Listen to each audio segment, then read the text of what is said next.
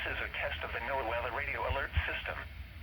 During hazardous weather and emergency situations, the alert tones which were just broadcast will automatically activate special receivers to alert you of impending hazards. This test is normally conducted weekly around 11 a.m.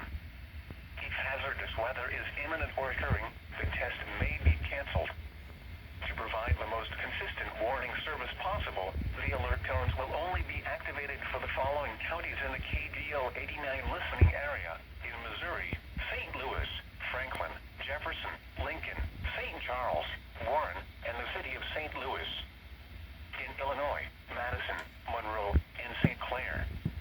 If your receiver was tone activated, the alert function will automatically reset after the test. This concludes our test for this week, and we will now resume normal programming. Thank you.